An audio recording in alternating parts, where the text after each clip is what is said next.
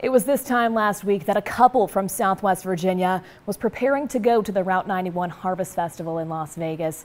And tonight, we're hearing their story as they were right in the middle when the gunman opened fire. We're joined by WSLS 10's Rob Manch, who spoke with Travis Sizemore and Melissa Wall of Patrick County today. Rob, this must have been so frightening for them. Well, it really was, and tonight they're saying that they're lucky to be alive. But I first want to thank both of them for sharing their story of the most traumatic experience of their lives with me. And they did have a very unique perspective. Now, they say the single exit to the concert created a dangerous situation for people trying to flee that night, and there was absolute confusion from people not knowing where the gunfire was coming from. Now, tonight, they're sharing their story of that terrifying night from when they first arrived at the concert to when chaos erupted.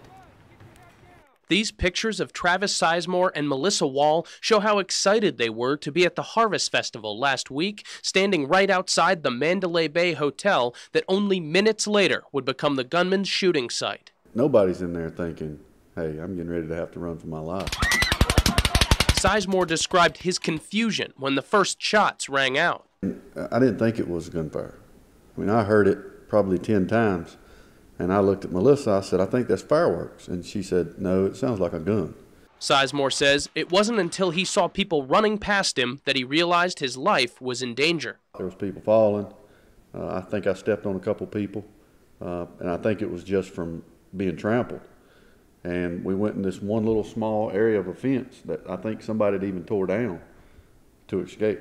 While we were running, I called my mom, because I thought that it was my last phone call, and I wanted to tell her that I loved her and my dad and to take care of my kids, and you know, that I was going to run for my life. The couple ran across the street to the MGM Grand Hotel. And once we were in the elevator, some ladies, they were from Pittsburgh, said, we're staying here, and we're like, we're coming in your room. Sizemore says it wasn't until almost half an hour later that they started to see the first reports on the news of the death toll. Today, the two still wear the bracelets they got from the concert that night. Sizemore says it's a reminder of the experience that changed his outlook forever. I'm not going to stop going to these venues, but when I do, I'm going to do a little bit of homework, where the exits are, where security is, and those types of things that could potentially help you survive.